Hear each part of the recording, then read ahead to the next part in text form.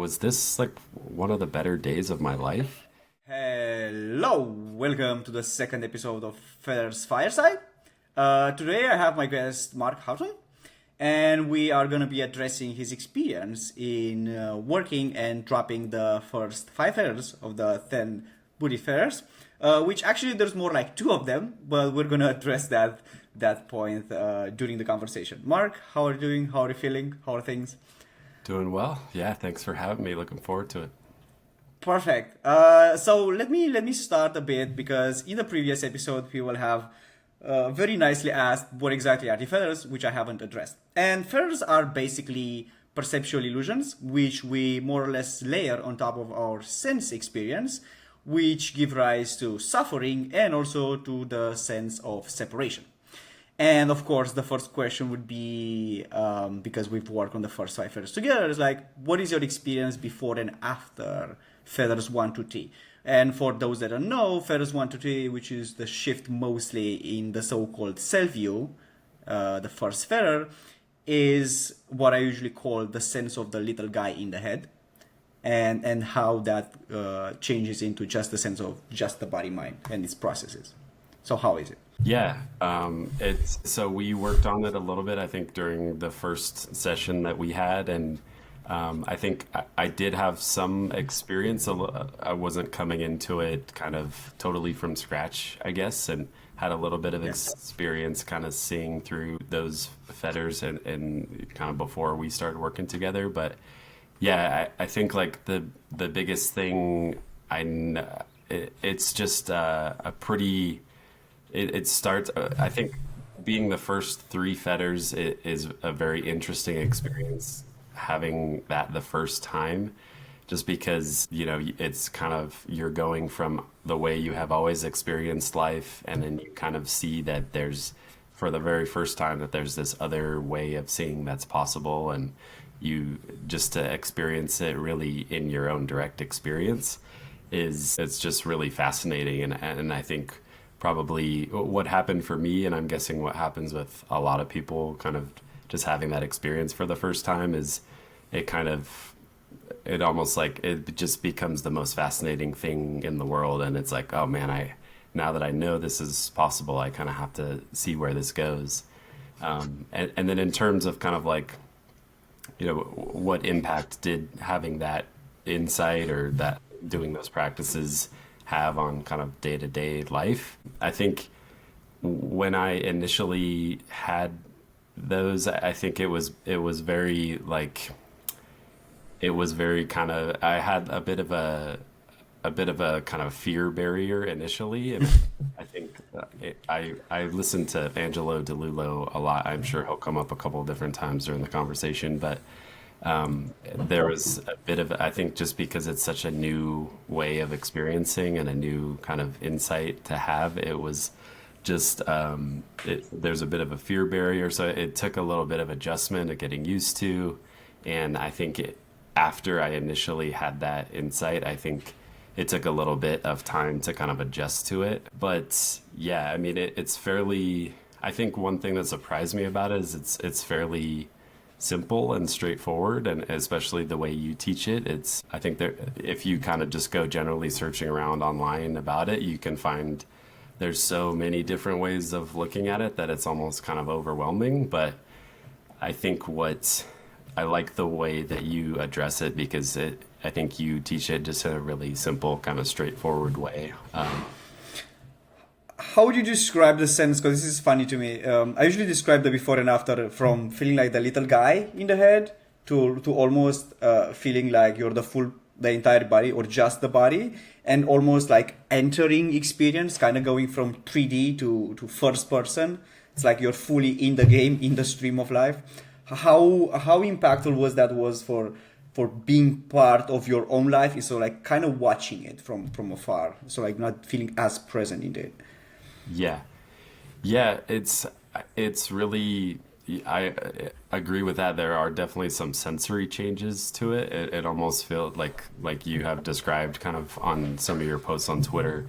It feels like literally your visual field kind of expands a little bit, and so you're taking in more visually. And then yeah, it's almost like it's really hard to describe the feeling of it because like you said, it's kind of like almost like the boundary between the way you normally experience as kind of this internal, you know, you were inside the head and this external view, the boundary between that separation kind of fades a little bit, and it feels like and one of the more interesting parts about it is what we worked on in that first call, which is just the sense of the doer kind of fading away, and doing there's some fairly simple practices to just kind of investigate, like, am I really the author of all of my actions, or the author of all of my thoughts? Versus them just happening, because I feel like sometimes when people are presented with this, they have the sense that they're losing control versus seeing how things are happening at the intersection of body, mind, and the world, like one grand system. Not somehow there is this loss of all control and nothing is doable. It's just that things are happening in a conditioned way, not so much that there's nothing that can be done in a very mundane sense. Yeah, yeah, exactly. And like, I think probably a lot of everyone has this experience, like, who's interested in this for the first time, but you have all these different ways that you think it's going to be like when you first kind of experience it for the first time. And I think the thing that surprised me is it's more simple than you think it's going to, or at least I thought it was going to be. And you wonder, like, oh, what is it going to be like to not feel like I'm the author of my own actions or my own thoughts? And it's really just simple. Like, everything is kind of happening in the same way that it does. There's just less kind of attachment to it and less feeling. Yeah, there's just like less self there. It's like you're turning the dial down on the self by, like, a significant amount. Perfect. And because I just realized we haven't addressed it, prior to all this, what was your meditation experience? I know you were doing a bunch of practices, you had the daily practice. What was it that you tried before? Yeah, so I first became interested in meditation in college, which I graduated college in 2012, so it's been a while ago now. And I just didn't have any background in religion or spirituality, really. It was just kind of a non-factor growing up in childhood in my family. And I first kind of came across some Buddhist books. I think one of the very first ones that I read that hit me, just the whole message of, there's a general kind of dissatisfaction that everybody feels about life. Like, I had never really heard that concept before, and I think it was Mindfulness in Plain English was the book I read. So I started a little meditation practice back then, and on and off was, I would say, mostly off. And I think I would, like, listen to a lot of content about meditation, and I came across Sam Harris at that time, and I liked listening to how he would talk about it. And I think I just was kind of on and off like that basically for the next kind of 10 to 12 years. And it was mostly just reading books and listening to podcasts and stuff like that. And every once in a while I would get motivated and do, like, a month or two of more consistent meditation practice. But yeah, it was mostly off, I would say. And then, like, throughout the time, I think I would always hear Sam Harris, when he would talk about it, he would bring up the illusion of the self, and it was totally confusing to me, and it just kind of went straight over my head at the time. I would kind of, like, my eyes would glaze over when he would come to that point of explaining things. And then, like, I think I downloaded his app a few years ago and started to kind of become a little bit more interested in that piece of it. Yeah. And I had a first kind of glimpse, I would say, and that was a couple years ago now. It was in, like, early 2023. And then shortly after that, I had kind of a year. My second daughter was born. She had some medical issues, and so that was, like, kind of a big thing that took a lot of focus and attention over that next year. And then once we kind of got through that, she's doing well now. I started to really get back into it, and I came across Angela DeLulo's book, and it was about a year and a half ago now, in like March of 2024. Read the book, basically like explained a bunch of stuff and kind of surfaced a lot of things that I realized like I I think I was missing basically by only listening to Sam Harris talk about it. Yep.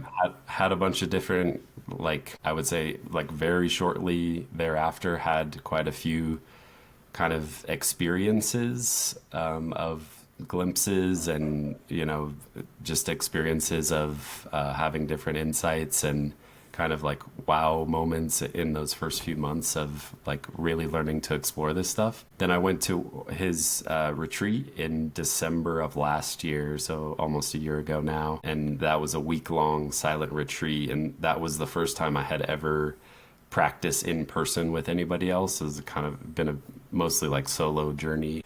And then had a pretty big, I think, kind of some insights there. Then like shortly thereafter, there was kind of this period of like, I would experience sometimes of like really great presence, and then it would go back to like a lot of like contraction. And it was almost, it wasn't almost, I would say it was for sure more difficult than it was before to experience like reactivity, which we'll talk about, and contraction, and just like anytime just day-to-day life stuff like irritability and all that work stress was, I would say, at times more painful than it was before, because it's like I had some of these insights but they weren't translating to my day-to-day experience. Anyway, shortly after that, I've kind of had that for a few months, and then started working with you in May of this year, and then that's kind of when we started on working more on the reactivity stuff. So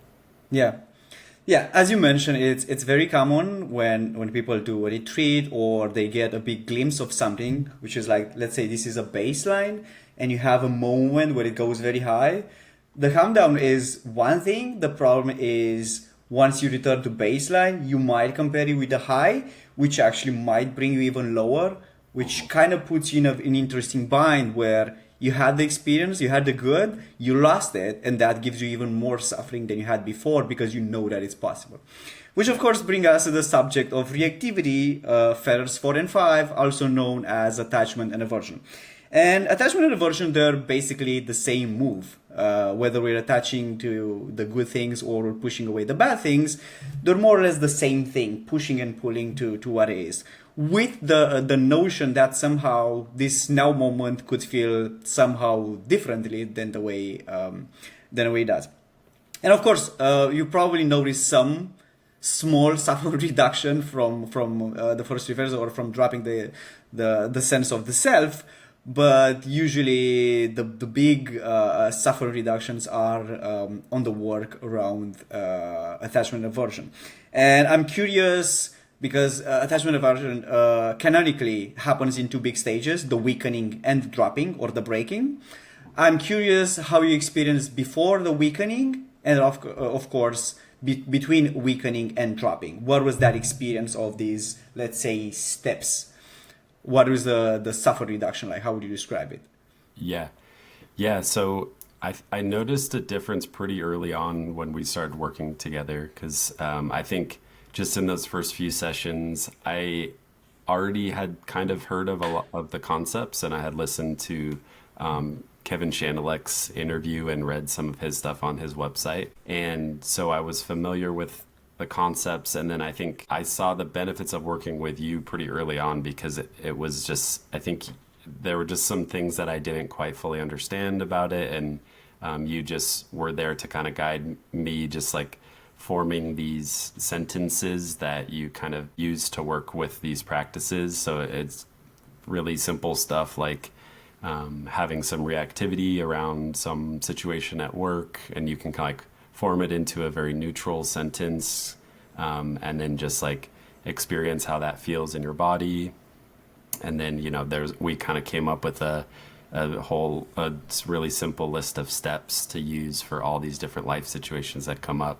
And just, I think working with you those first few times just kind of really like it was like you were just keeping me on the right track for exactly how to do it, and then it kind of clicks. It's fairly simple, so it clicks, and then it's just I think the process of weakening it was started to become pretty noticeable. I would say maybe 3 or 4 weeks into it, where it was like the same patterns, the same types of situations that were always coming up and always causing me these same patterns of reactivity started to kind of it was just noticeably impacting me quite a bit less. And I would say like I don't know, if I had to put a percentage on it, it was maybe like for specific stuff that I had worked on, it's maybe like 20-30% or something around that, where it was just noticeably bothering me less. Some stuff wouldn't come up at all. Some stuff wouldn't bother me at all. There was still stuff working with it. But yeah, it was noticeable pretty early on, like within the first 2 to 3 weeks, that it was starting to make like a pretty serious difference in some of these day-to-day situations. Yeah.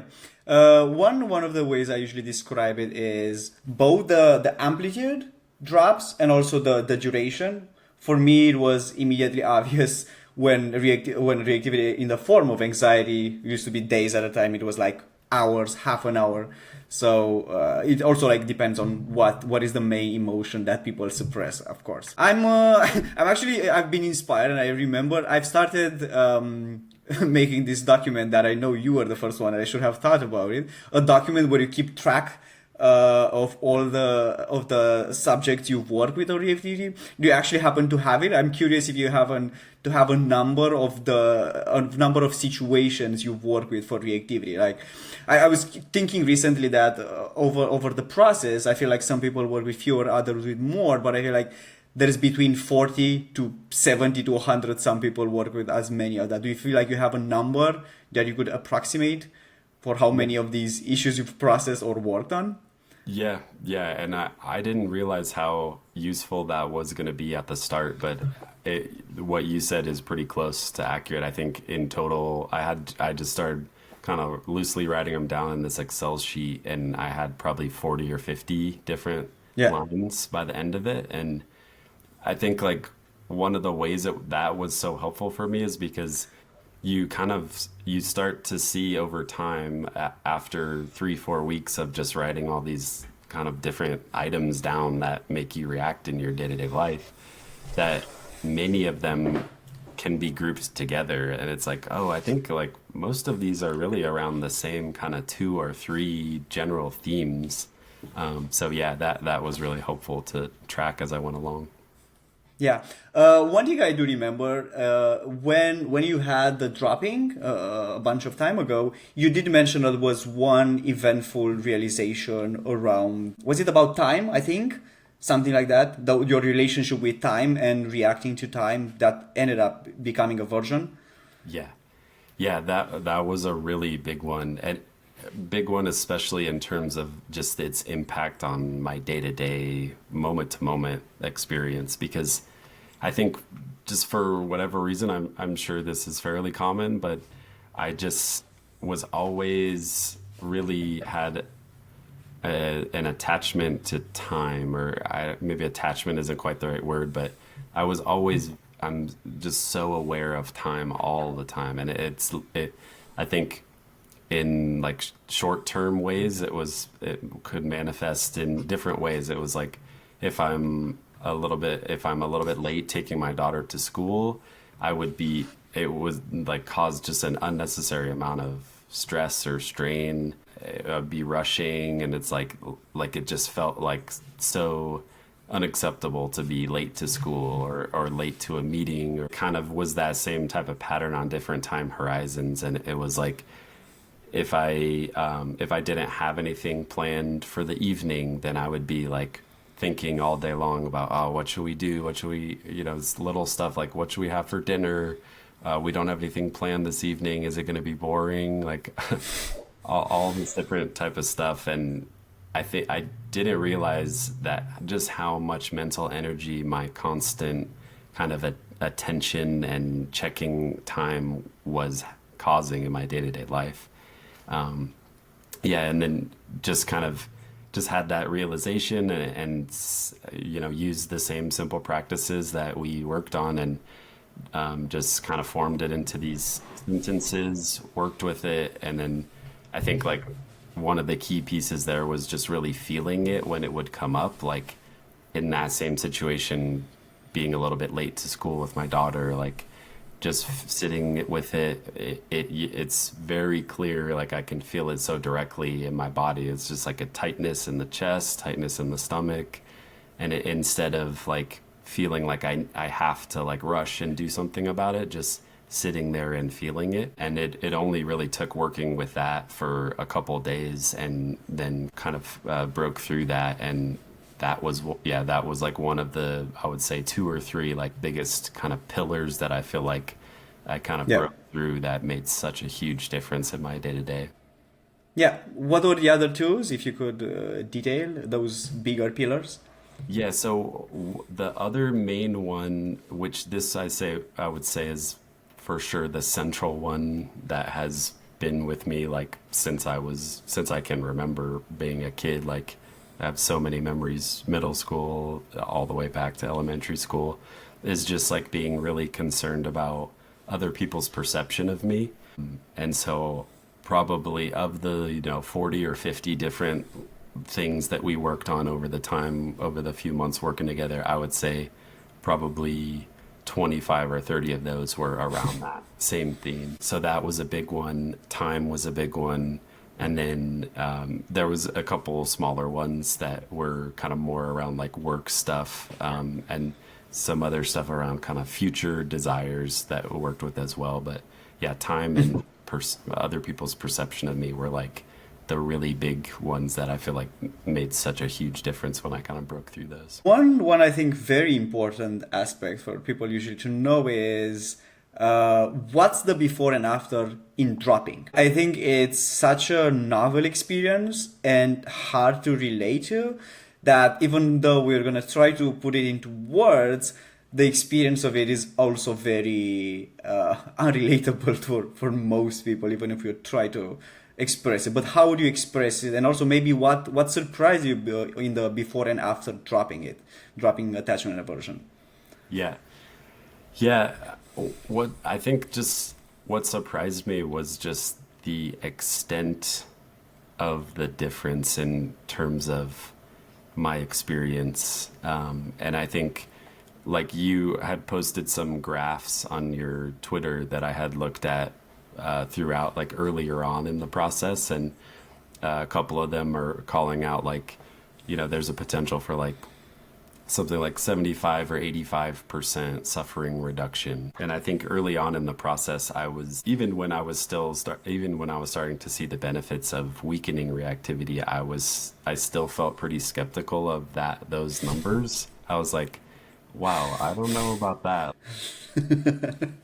But now that I have dropped it, that actually feels like really accurate to me. And in terms of like just the difference in experience, I think another thing that has surprised me is it's permeated kind of in all these different areas of my life that I really didn't expect it to. And it's just like, and maybe this is particular to me too, because these two kind of core issues that I had around always like focusing on time and always focusing on other people's perception of me, you could imagine that both of those kind of impact me constantly throughout the day, because it's, in any interaction I had with other people, it was present with this worrying about how I was coming across so much. And then now that I'm kind of on the other side of that, at least, through breaking it feels like there's just a huge weight off my shoulders, and everything just feels lighter. It feels simpler. It's just like I'm functioning even much better in my day-to-day life and in my responsibilities, because there's not this like constant, whatever 20-30% of my attention and energy is always being dedicated to these things that I'm like, Yeah. that structure of those things is kind of gone, and it just feels so much lighter and simpler. And yeah. Yeah, I'm curious. One of the concerns that I'm probably come across most often, there are actually two dimensions whenever someone considers whether meditation or this process or anything that has to do with letting go, let's call it. There are two aspects, and because I end up working with a lot of folks that have families and work, the first one would be okay, of course. What's the impact this process had on your family and the interactions with them? And then, of course, whether ambition, goals, productivity, and such were affected. But let's start with the family. How do you see your relationship with your family members change over time, and especially after dropping? Yeah.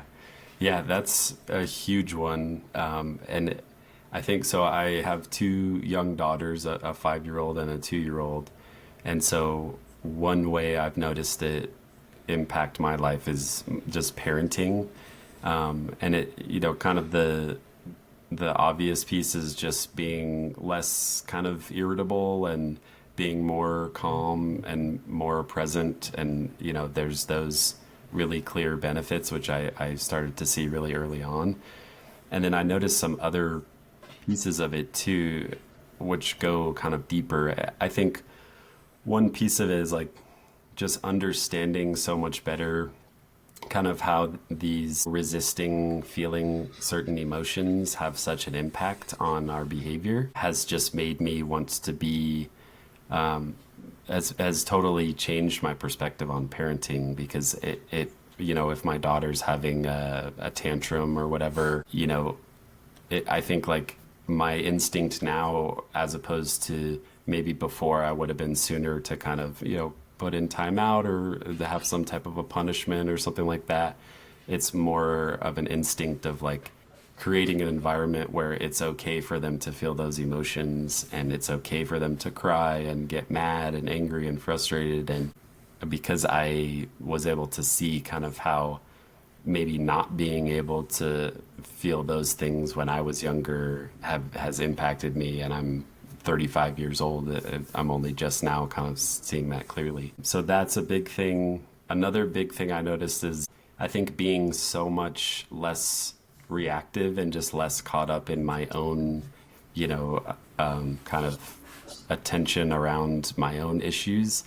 Like throughout this process had a family member going through kind of a difficult time, and I noticed I was able to be just a significantly better support system for them going through that tough time, because I'm just much more, it just kind of naturally brings about a feeling of much more kind of giving and compassion when I'm not so caught up in my own head and my own world. And yeah, I think just I've noted, and also like, I would before, because I was often worried about how I would come across in situations like that, I would be worried about saying the wrong thing, or, oh, what should I say? Like, I don't know what to say to help them. Like, a lot of those worries kind of fell away, and I felt like I was able to be much more just kind of present with them, and much more kind of natural in how I was responding and like supporting them in terms of just like whatever felt right in that moment. Perfect.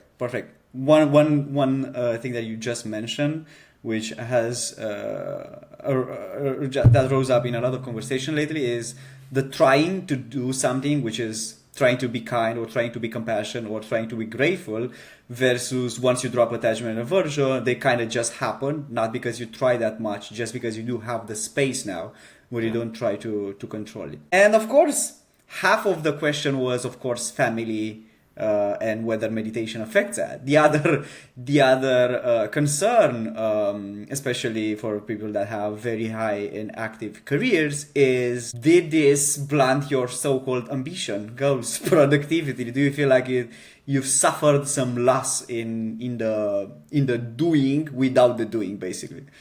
Yeah. No, not at all. And that was one of the areas I would say I was surprised the most, because I think to describe specifically why I feel like I would say I'm a much better employee at my work in the last several months than I have ever been, and not that was an issue before, but it's like, I think so. My job in particular, it's kind of a mix between a technical role and a customer facing role. And I think because there was this technical aspect of it, and I was working with people who were much more technical than I was, there was always this, when we were having these technical discussions, there's always this sense of I don't want to ask the wrong question, or maybe I should already understand this. And so there was, because of this kind of constant concern I had with how I was being perceived or how I was coming across, that affected me at work too. And so being kind of on the other side of that and working through that, I've noticed just so much of that kind of fell away, and I feel much more just natural in my work environment. And it's like it's just, there's kind of an ease about it, and it felt to me before like I was driving with like 20% pressure on the brake, because I always just had this piece of me that was kind of siphoned off, focusing on how am I coming across, am I saying the right thing. And then after a call, if I felt like I said something that I didn't want to say, I would be worried about it. I'd be replaying the conversation in my head. So it's just all this kind of tension throughout the workday. And the other piece I noticed is like when I'll have a particularly stressful or hectic workday, there's a really drastic difference now from the way it would have gone before. Because before it would have been kind of amplified by all this like internal self-talk, like, just saying typical things like, oh, this again, or like, oh, this would happen today when I have all these calls, or like, I can't believe this is happening again, just all this kind of internal narration that's just adding kind of tension to the day. Over the past like month or so, I've had a few of these like extra hectic, stressful days. And those have been the days I've almost noticed the greatest difference from before and after, because it's like you just kind of do what comes up next and you move on to the next thing. And you just do what you can. And it's like, such a huge weight is removed from the equation, and you just kind of move throughout the day. And then I notice at the end of the day, it doesn't stick with me, because I was able to, there's not like this kind of tension and stress that's like building up on inside of me throughout the day. It's like it just kind of flows through, and sometimes it feels uncomfortable, but you just kind of move to the next thing, and it's just like nothing sticks in the way that it was sticking before.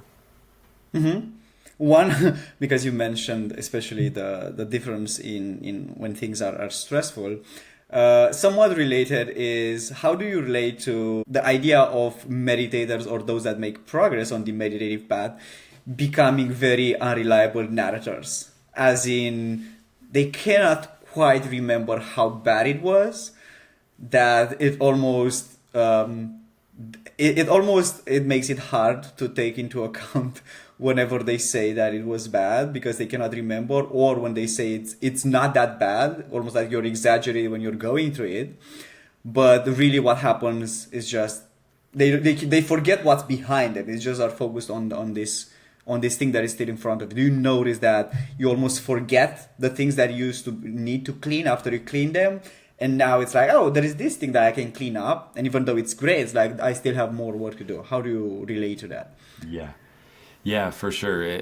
There's a lot of stuff that it's like there's a delay in you kind of realizing what was happening in your experience, or what was changing in your experience. And yeah, it almost is like something that it takes looking back on from a later view, and like, oh yeah, that's how that was. And when it kind of dissolves from your moment to moment experience, when certain issues do, it just, you adapt to it so much quicker than I would have guessed. And then there's just these certain moments that come up where it's like a similar thing that happened to something that happened before you went through this process, and you're like, and it just kind of, you like have a quick memory of like, wow, I remember how I reacted to that same thing before, and it was drastically different. So yeah, there's kind of a weird dynamic there. It's like you have to look back on it from, a couple weeks down the road to actually remember what it was like before. And because you sort of like brought the idea of keep on like continuing the path, let's call it, but without the attachment and aversion, how do you relate, or how would you describe the work on reactivity, which is the work on resisting and not resisting, with the cleaning up, which I think like it's very important at times to remind people that if you don't resist what is, you would still have the contractions, the unpleasant sensations owed to conditioning. How do you relate to the cleaning up now after you drop resistance to it? How is that as an experience? Yeah.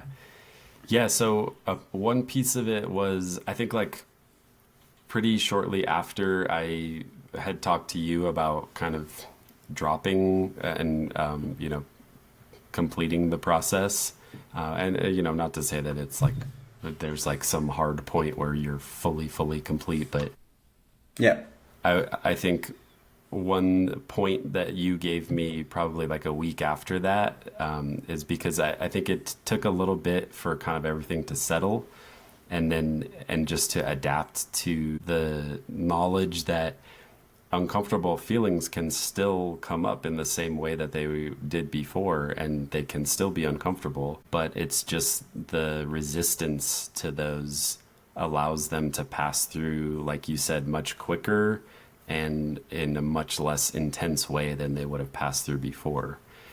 So I think now that it's some time has passed and things have settled, I notice that a lot. Like uncomfortable feelings can still come up. Like if I didn't get great sleep the night before, that's probably more common. I'll feel more tired, and it's just kind of it's okay. It's just allowed to be there, and it's like these feelings that would have normally turned into a bad day before, it just never gets to that point because you just kind of are okay with that same discomfort being there, and there's just no resistance to it. It's just kind of the day passes, but it's kind of just maybe in a little lower energy state or something like that, but it doesn't ever turn into a problem. So yeah. Yeah. Yeah. Because you mentioned the last part around how good it is versus how you imagine. You probably, we discussed a bit the graph with the well-being increase. You probably remember that in the description was getting stream energy or dropping the first three phases, like getting a sandwich daily. Weakening reactivity is kind of like getting a massage daily, which is pretty great, but like there are some days where that just wouldn't put it to rest. And dropping reactivity and later on cleaning up and later affairs feel like different types of vacation. How do you relate to the idea that dropping attachment and aversion kind of makes every day a bit of a holiday? Yeah. Yeah, it's really true. I think like shortly after we had talked in kind of one of the final weeks we had worked together, I was just laughing because it was just the most normal day I could have possibly had. It was just a normal work day. I was with my daughters and my wife after work, and we didn't even like have any plans. We just kind of hung around the house, and I was laughing because that night before I was going to bed, I had the thought like, was this like one of the better days of my life? And it was just funny to like this day that nothing special had happened. There wasn't anything really exciting going on, but I just felt so present, and I think yeah, and now it just feels like every day kind of has that same potential when I'm not just like weighed down by so much of this kind of stress and strain being caused by all this mental activity. And the other piece of it is, like I mentioned before, like these days that would have typically been kind of bad days in the past, just such a higher floor on where those days end up. And it's like, it just feels like there hasn't really been any bad days anymore. And I don't fear a bad day anymore if I like didn't get a good night of sleep the night before or something like that. So yeah, it just kind of raises the floor and raises the ceiling on the potential of every day because, yeah, it's just so much lighter and simpler. Yeah. And of course, related to everyday, a holiday is the looking for other things or other experiences that somehow would be so much more awesome. And how do you relate to FOMO? This came up because yesterday I was out for a walk, and I was just looking around, and I'm like, I could be doing so many things. And I was in the mission at the time, just in SF, because I'm in SF right now. And I was like, oh, being in the park is good enough. I don't need to be at a party or some event. It's just this. It's like, how do you relate to FOMO? And like, you could be doing 1,000 things, but also the up and under from the baseline experience, it's not impressive as to seek all the wondrous things that are being sold. How do you relate to that? How do you see it?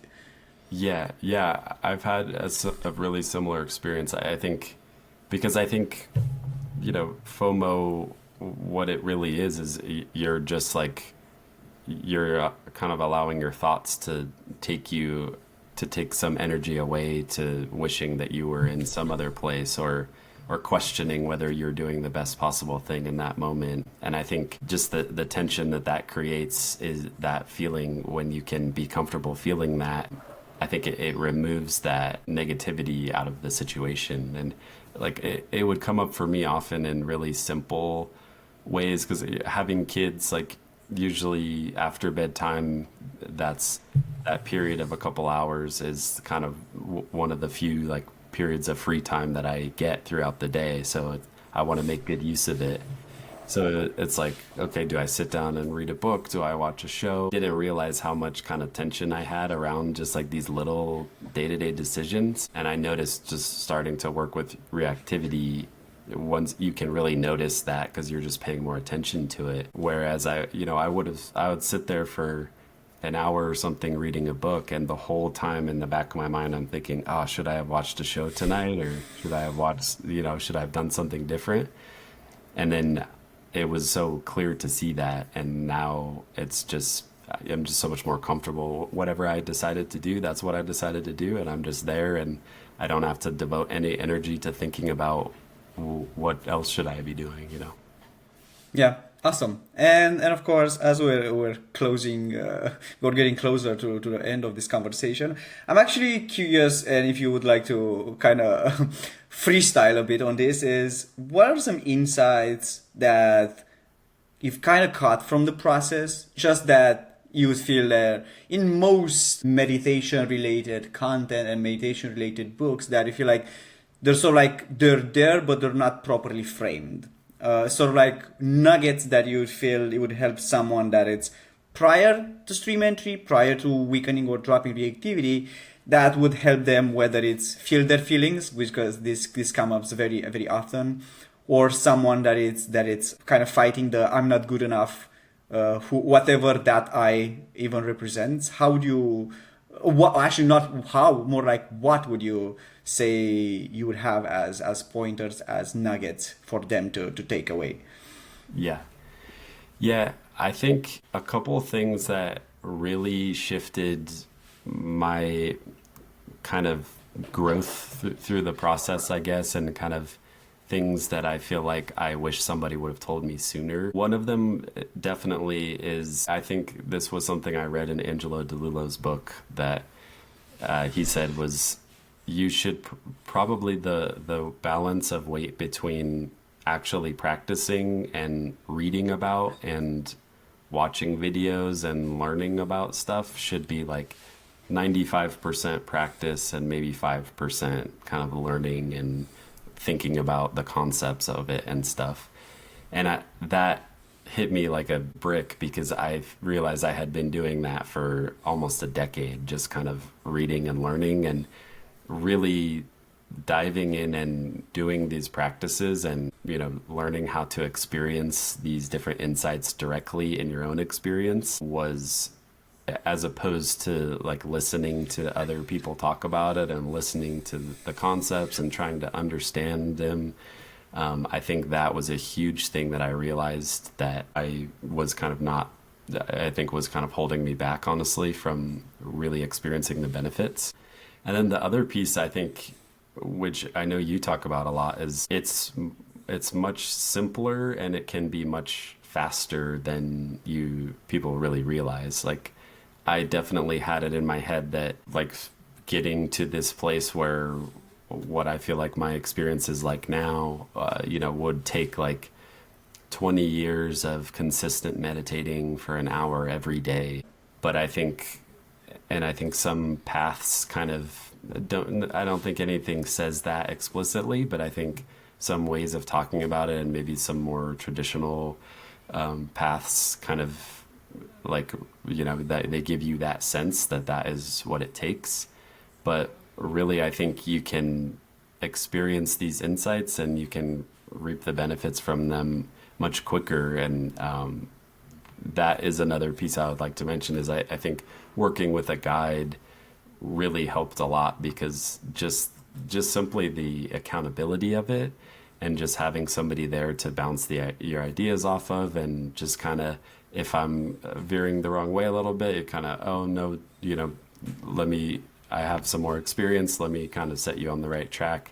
Just a little bit of accountability and a little guidance there, I feel like just made me able to get through the process so much faster and experience the benefits so much sooner than I think I would have otherwise. Do you because I just realized I haven't asked you, but maybe it would be useful. Do you have any idea, an approximation of the number of hours, start to finish? I'm not Yeah. sure how long you are practicing daily, but given the amount.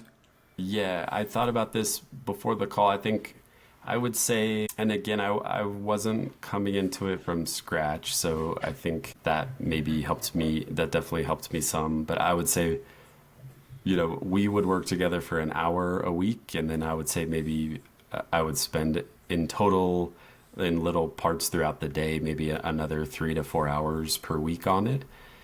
So, adds up to maybe some weeks I didn't do any because I just was busy or distracted or whatever. Some weeks I did more, so it was pretty sporadic. But yeah, maybe overall average over the course of, I think we worked together for like 3.5 months. Yeah. Roughly 20 to 30 minutes a day really is what it took. I feel like that would make something like 40, 60 hours, somewhere like big Yeah. ballpark. Yep. Yeah, something like that.